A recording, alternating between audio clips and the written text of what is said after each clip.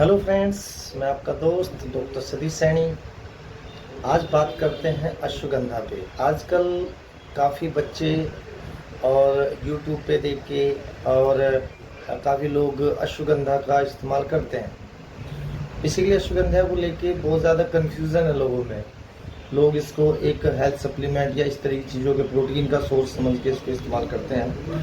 तो आज हम थोड़ा सा क्लियर करते हैं बेसिकली अश्वगंधा है क्या, इसको कौन लोग ले सकते हैं, इसको लेने से पहले क्या सावधानियां बरतनी चाहिए या इसको कौन लोग नहीं ले सकते हैं, और ये बेसिकली करता क्या है और इसके साइड इफ़ेक्ट क्या है, उन सब चीज़ों पे हम बात करेंगे।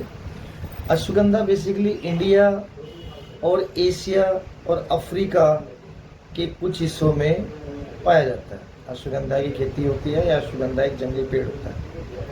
आयुर्वेद में बेसिकली अश्वगंधा को एक नर्व और मसल से रिलेटेड जो बीमारियां होती हैं या वीकनेस, इम्यूनिटी, इन सभी चीज़ों में इसको बेसिकली यूज़ किया जाता है। तो अश्वगंधा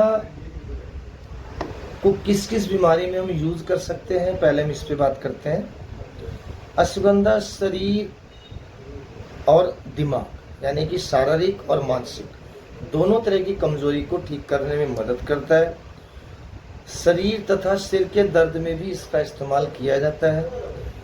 जिन लोगों को नींद से रिलेटेड कोई समस्या है, जिनको नींद नहीं आती है, ये नींद को भी प्रमोट करता है, यानी कि इसको अश्वगंधा को खाने से नींद भी अच्छी आती है। शरीर में किसी भी तरह की सूजन हो तो सूजन को भी कम करने में अश्वगंधा मदद करता है।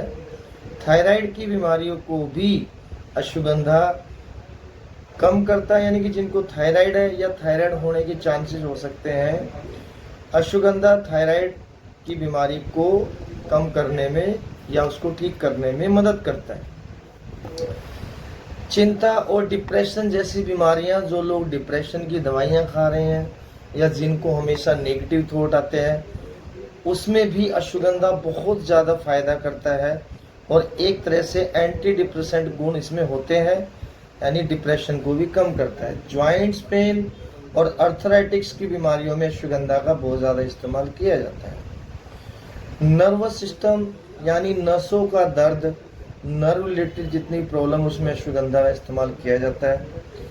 पैरालिसिस और ब्रेन रिलेटेड जितनी भी डिजीज हैं, उसमें भी अश्वगंधा का इस्तेमाल किया जाता है। अश्वगंधा एक मेध्य रसायन है जो कि बुद्धि यानी ब्रेन फंक्शन को और मेमोरी को बढ़ाता है। बच्चों की याददाश्त को यानी ब्रेन के डेवलपमेंट और उसके पढ़ने की जो क्षमता है बच्चों की, उसको भी बढ़ाता है। बच्चों की मेमोरी को शार्प करता है। यह शरीर में होने वाली कमजोरी और दर्दों को ठीक करने के साथ साथ हमारी इम्यूनिटी पावर को भी स्ट्रोंग करता है। अश्वगंधा के प्रयोग से नींद तो अच्छी आती है, साथ में इससे हमारा जो ब्रेन केमिकल्स हैं, ब्रेन केमिकल्स को भी हेल्दी बनाने में अश्वगंधा बहुत ज़्यादा फायदेमंद है। अभी अश्वगंधा किस किस फॉर्म में आता है वो भी थोड़ा हम बता देते हैं। अश्वगंधा चूर्ण फॉर्म में भी आता है, अश्वगंधा लिक्विड फॉर्म में भी आता है, अश्वगंधा चूर्ण, ashwagandha wrist, ashwagandha tablet form में भी मिलता है। अश्वगंधा टेस्टोस्टेरोन हार्मोन्स को भी बढ़ाता है, यानी सेक्सुअल डिजीज, स्पर्म काउंट से रिलेटेड अगर कोई प्रॉब्लम है तो उसमें भी अश्वगंधा बहुत ज़्यादा फायदा करता है। वजन बढ़ाने में भी अश्वगंधा बहुत ज़्यादा मदद करता है। जो लोग कमज़ोर हैं, पतले हैं, उनको वजन को उनकी हाइट के हिसाब से बैलेंस करने में अश्वगंधा मदद करता है। अश्वगंधा में प्रोटीन का बहुत ज़्यादा नेचुरल सोर्स पाया जाता है, तो इसलिए अश्वगंधा जिनमें प्रोटीन्स वगैरह की कमी है उसको भी पूरा करता है। अश्वगंधा हड्डियों की ग्रोथ को बढ़ाता है, अश्वगंधा हड्डियों की मजबूती को बढ़ाता है। जिन बच्चों की हाइट नहीं बढ़ रही है या जो बच्चे 15-16 साल की एज हो गई है लेकिन उस एज में भी वो 8 या 10 साल के लगते हैं, तो अश्वगंधा अगर उन बच्चों को दोगे तो उनकी हाइट और वेट को बैलेंस करने में अश्वगंधा बहुत ज़्यादा मदद करता है। इससे इम्यूनिटी पावर बढ़ती है, मैंने आपको बता दिया है। जो जीवनी शक्ति को बढ़ाती है, जो हमारी इम्यूनिटी है वो हमारी जीवनी शक्ति है, यानी कि अगर हमारी इम्यूनिटी अच्छी है तो हमारी रोग प्रतिरोधक क्षमता बनी रहती है और हम जल्दी जल्दी बीमार नहीं होते हैं। और अस्थमा की बीमारी में भी अश्वगंधा बहुत ज़्यादा हेल्प करता है। जिन लोगों को सांस की बीमारी है यानी कि वो लोग भी अश्वगंधा का इस्तेमाल कर सकते हैं। डाइजेशन पावर को बढ़ाता है, लीवर को हेल्दी रखता है, हमारी पाचन शक्ति को बढ़ाता है, ये भी अश्वगंधा काम करता है। तो ये अश्वगंधा के कुछ फ़ायदे मैंने आप लोगों को बताए। अभी अश्वगंधा किन लोगों को नहीं लेनी चाहिए, थोड़ा उस पर भी बात करते हैं। अश्वगंधा बेसिकली प्रेग्नेंट लेडीज़ को, और प्रेग्नेंट लेडीज़ के साथ साथ में अश्वगंधा को जिन लोगों को ऑटो इम्यून डिजीज़ है, यानी कि जिन लोगों को ऑटो इम्यून डिसऑर्डर से रिलेटेड कुछ बीमारियां हैं, उनको बिना डॉक्टर की सलाह के अश्वगंधा का इस्तेमाल नहीं करना चाहिए। अब अश्वगंधा के साइड इफ़ेक्ट क्या हो सकते हैं, हम उस पर भी बात कर सकते हैं। अश्वगंधा वैसे तो इसके कोई मेजर साइड इफ़ेक्ट देखने को नहीं मिलते हैं, लेकिन फिर भी अगर कुछ लोगों को इस तरह के सिम्टम्स आए तो अश्वगंधा को लेने से पहले अपने डॉक्टर या वैद्य से परामर्श करके ही अश्वगंधा को लें।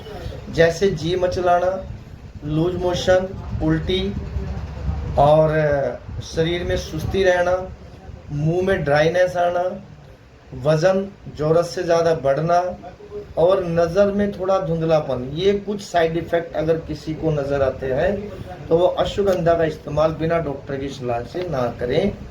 और इसकी डोज पे अगर हम बात करें तो अश्वगंधा 15 से 30 ml लिक्विड फॉर्म में हम पर डे ले सकते हैं। अश्वगंधा रिस्ट टैबलेट 2 टैबलेट सुबह और शाम को दूध के साथ ले सकते हैं, ब्रेकफास्ट और डिनर के बाद में। और चूरन को 5 से 10 ग्राम ब्रेकफास्ट और डिनर के बाद में हम इसका इस्तेमाल कर सकते हैं दूध के साथ में। तो आज की जानकारी ज़्यादातर मैंने कोशिश की है आप लोगों को अश्वगंधा के बारे में बताया। अश्वगंधा पैरालिसिस और ब्रेन से रिलेटेड बीमारियों में भी बहुत ज़्यादा लाभ करती है। नर्वस सिस्टम की तो सभी बीमारियों में अश्वगंधा को इस्तेमाल किया जाता है।